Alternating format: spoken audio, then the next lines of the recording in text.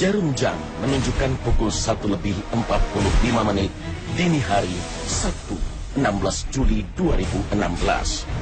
Rakyat Turki dikejutkan oleh suara azan yang bersaut-sautan dari menara-menara masjid-masjid Istanbul dan kota-kota lain di Turki. Saat itu bukan waktu sholat. Azan-azan itu ternyata untuk membangunkan warga dan menyerukan kepada mereka agar turun ke jalan mendukung pemerintah Erdogan. Malam itu, sekelompok militer Turki mendeklarasikan kudeta dan mengatakan telah mengambil alih negara. Mereka juga menutup jembatan Bosporus yang menghubungkan daratan Asia dan Eropa, serta menutup bandara utama di Istanbul. Para tentara pemberontak itu mengaku ingin mengatur ulang tatanan konstitusional, demokrasi, hak asasi manusia, dan kebebasan, serta memastikan bahwa aturan hukum kembali berdaulat di negeri ini. Hukum dan ketertiban harus dipulihkan. Bandara Internasional Ataturk Istanbul telah ditutup dan semua penerbangan telah dibatalkan.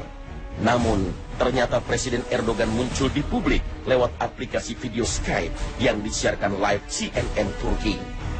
Erdogan mengumumkan telah terjadi kudeta oleh sekelompok militer dari First Army atau Angkatan Darat Pertama. Erdogan menyerukan rakyat Turki turun ke jalan-jalan dan taman-taman kota untuk menunjukkan dukungannya pada pemerintah Turki dan menolak kudeta. Sontak, jutaan rakyat Turki turun ke jalan-jalan di seantero negeri. Tua, muda, laki, perempuan, bahkan anak-anak. Mereka berkumpul mengibarkan bendera Turki, membawa foto Erdogan menolak kudeta, menghadang kendaraan-kendaraan militer, tank-tank, sehingga tidak bisa bergerak melakukan operasi kudeta yang lebih luas.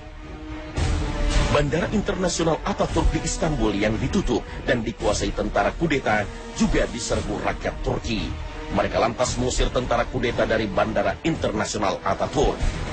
Rakyat Turki tidak akan membiarkan skenario makar di Mesir terulang kembali di negeri mereka. Esok harinya, ribuan warga Turki berkumpul di Taksim Square, Istanbul, untuk merayakan kegagalan kudeta militer. Mereka bersuka cita karena berhasil menyelamatkan demokrasi.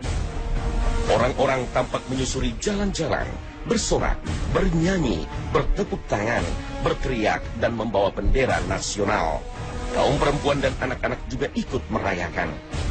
Mereka juga membunyikan peralatan musik dan sebagian menyalakan kembang api.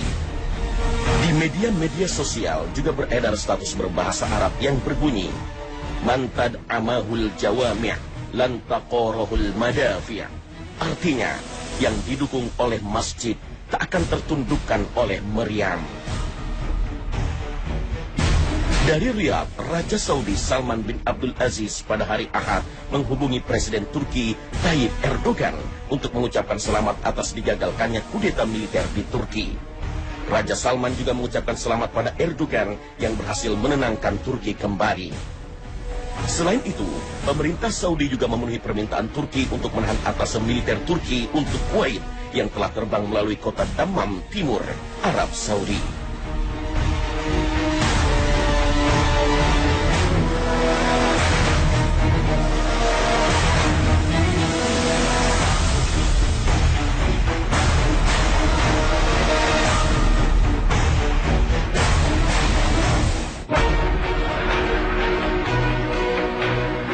Assalamualaikum warahmatullahi wabarakatuh.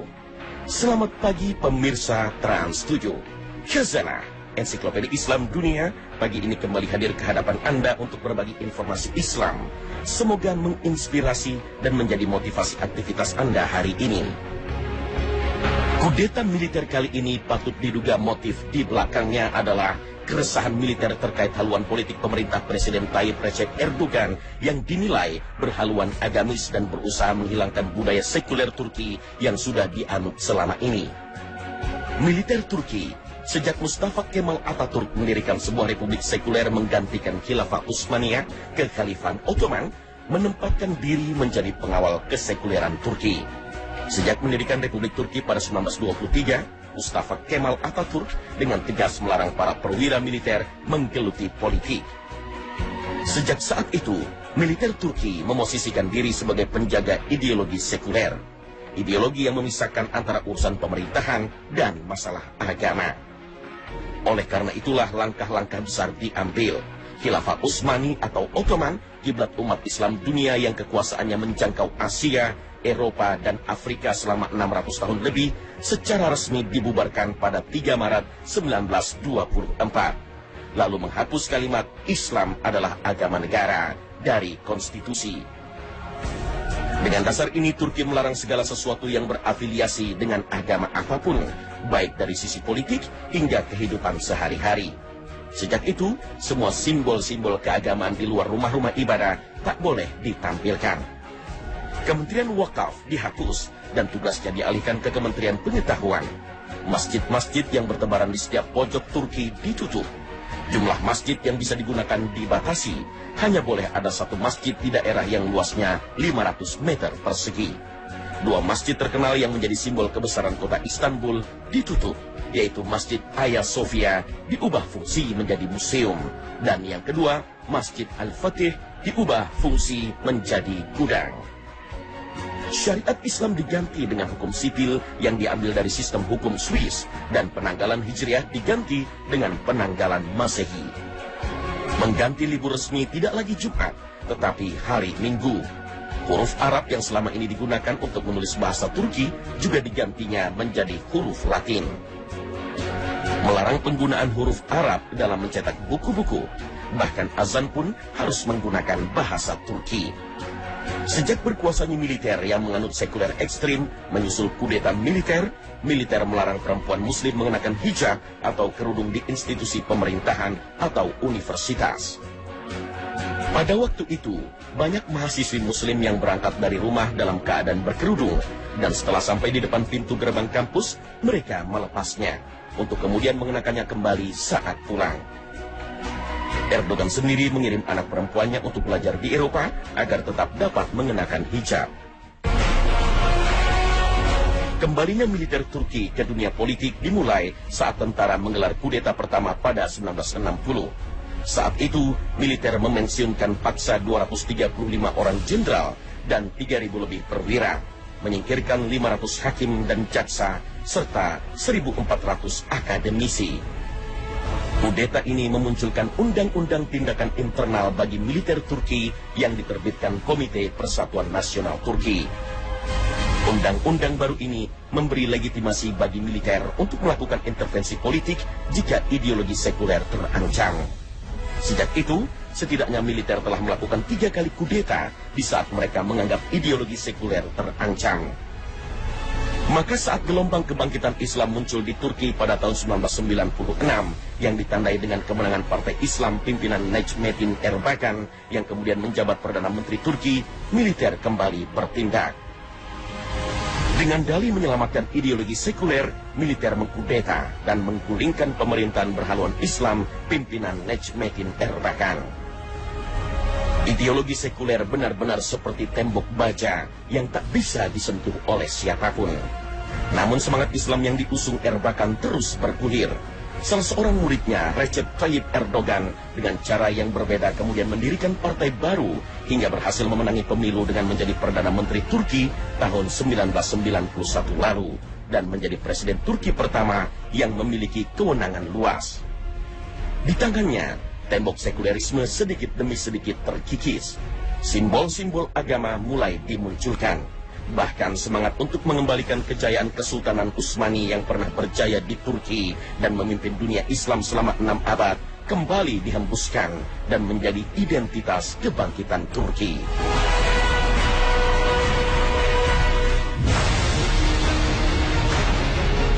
Di bawah sistem sekuler, bukan saja Turki tidak mampu berperan dalam skala internasional di tengah banyaknya persoalan negara-negara di dunia ketiga.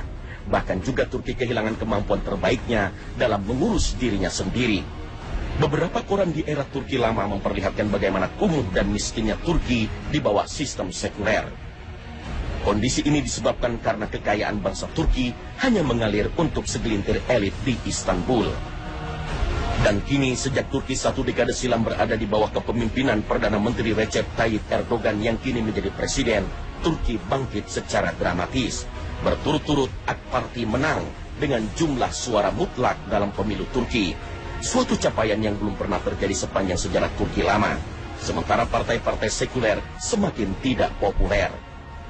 Sesuatu yang menjadi bukti nyata bahwa sekulerisme di Turki sedang berada di ambang keruntuhan.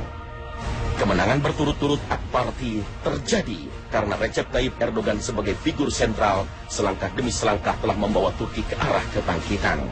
Meskipun tantangan besar dari dalam dan luar negeri selalu membayanginya. Di bawah Erdogan, pembangunan Turki kian bergeliat dalam berbagai bidang. Ekonomi Turki bergeliat dan pendidikannya pun semakin maju. Tidak hanya itu, militer Turki pun semakin kuat dengan penguatan alutsista yang canggih. Karir Erdogan berawal sebagai wali kota Istanbul. Saat itu banyak yang khawatir Erdogan akan menegakkan syariat Islam di kota itu. Ternyata Erdogan adalah politisi cerdas dan pragmatis. Dia mengesampingkan ideologinya dan membenahi masalah yang dihadapi warga Istanbul. Misalnya, kurangnya pasokan air bersih, polusi udara, dan kemacetan lalu lintas. Selama masa pemerintahannya, semua masalah mendasar itu berhasil ditekannya. Dia juga sukses mengurangi korupsi dan mengembalikan sebagian besar utang pemerintah Istanbul sebesar 2 miliar dolar Amerika dan berhasil menarik investasi 4 miliar dolar. Namun, pada 1998, Mahkamah Konstitusi Turki memutuskan Partai Refah, Kesejahteraan, pimpinan Erbakan, tempat Erdogan bernaung dinyatakan tak sesuai dengan konstitusi karena mengancam sistem sekuler yang dianut negara. Berdasar keputusan Mahkamah Konstitusi itu, partainya diberangus dan Erdogan menjelma dari politisi menentang keputusan pemerintah itu. Pada Desember 1997, Erdogan membacakan sebuah puisi karya Ziya Gökalp, seorang aktivis pan-Turkisme awal abad ke-20. Dalam puisi itu Erdogan menyebut bahwa masjid adalah barak, kubah adalah helm tempur, menara masjid adalah bayonet, dan iman adalah tentaranya.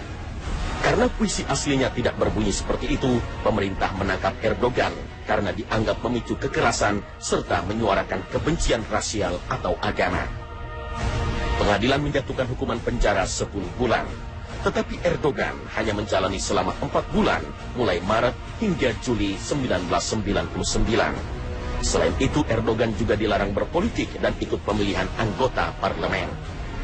Pada 2001, Erdogan mendirikan Partai Keadilan dan Pembangunan atau AKP yang langsung memenangkan pemilihan umum 2002 dengan merebut hampir 2/3 kursi parlemen.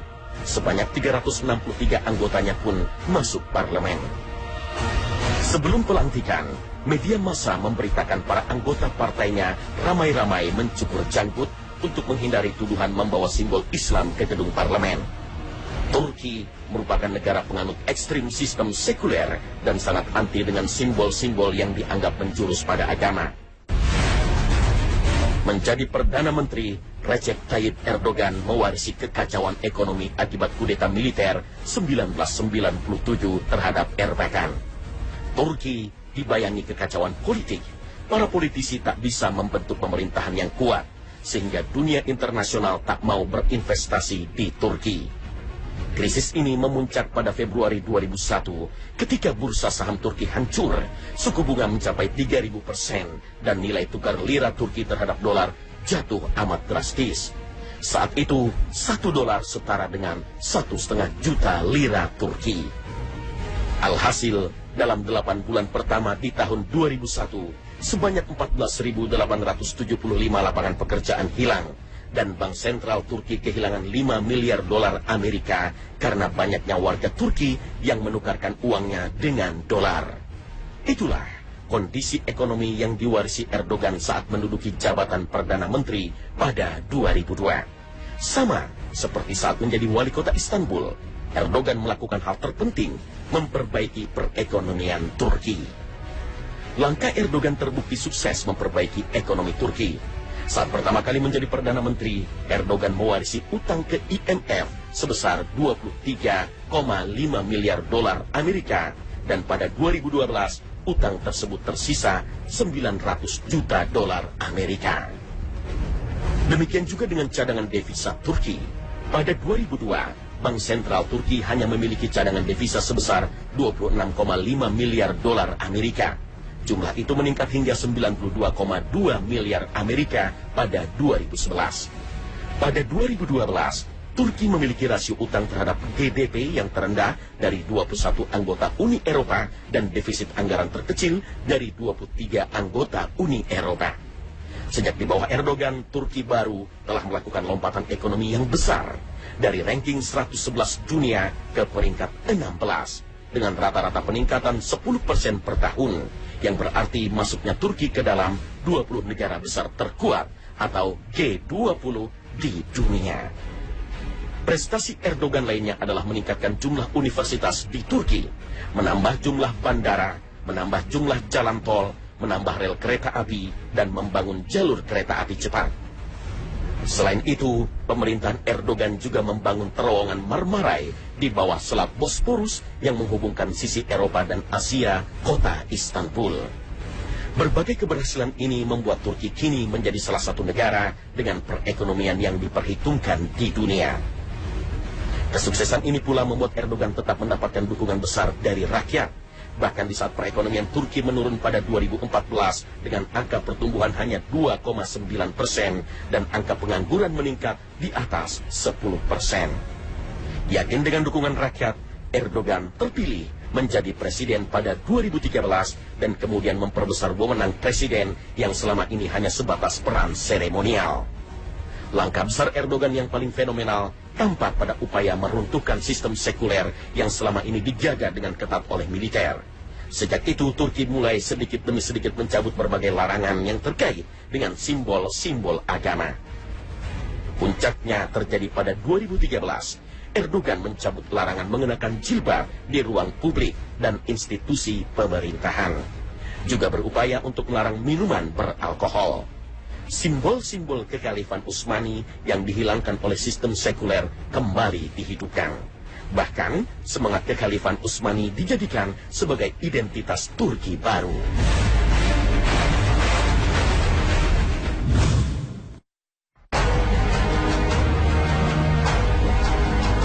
Presiden Erdogan lewat Partai Keadilan dan Pembangunan atau AKP yang merupakan partai Islam modern telah berhasil membawa Turki sebagai negara maju hanya dalam beberapa tahun. Negara maju termasuk bila dibandingkan dengan negara-negara Eropa, apalagi bila dibandingkan dengan negara-negara Arab dan Islam.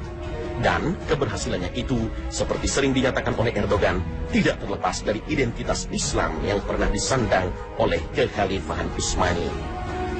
Kesultanan Utsmani adalah imperium lintas benua yang didirikan oleh suku-suku Turki di bawah pimpinan Osman Bey di barat laut Anatolia pada tahun 1299. Seiring penaklukan Konstantinopel oleh Muhammad Al-Fatih atau Mehmed II tahun 1453, negara Utsmani berubah menjadi kesultanan. Kesultanan Utsmani pun menjadi kiblat umat muslim setelah runtuhnya kekhalifan Umawi di Damaskus dan Abbasiyah di Baghdad, Irak. Sepanjang abad ke-16 dan 17, tepatnya pada puncak kekuasaannya di bawah pemerintahan Sulaiman Agung, Kesultanan Utsmani menjadi salah satu negara terkuat di dunia. Imperium multinasional dan multibahasa yang mengendalikan sebagian besar Eropa Tenggara, Asia Barat, Kaukasus, Afrika Utara, dan tanduk Afrika.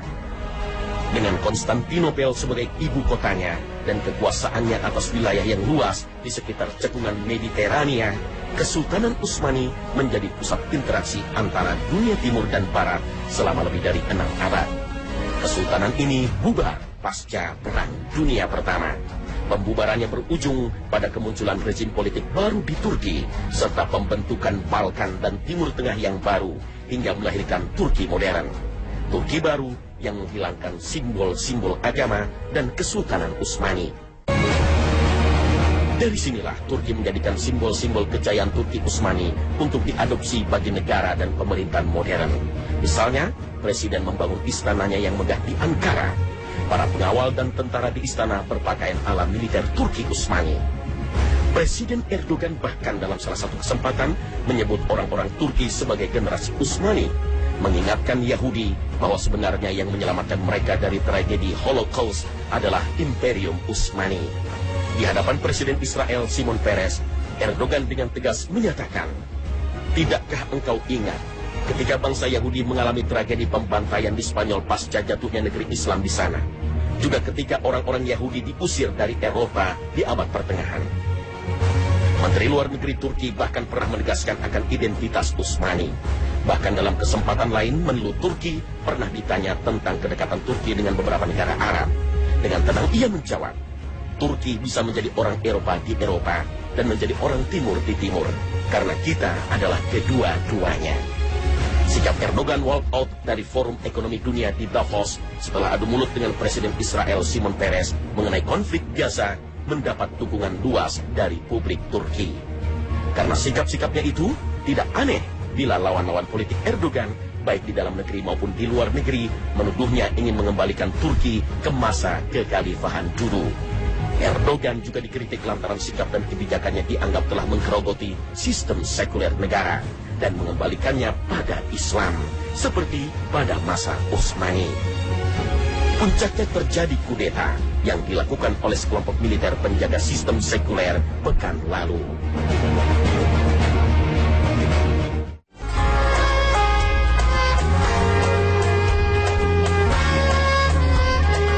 Pemirsa Khazanah, dulu pada abad ke-7, peradaban kaum muslim pernah di bumi hanguskan oleh pasukan Tatar.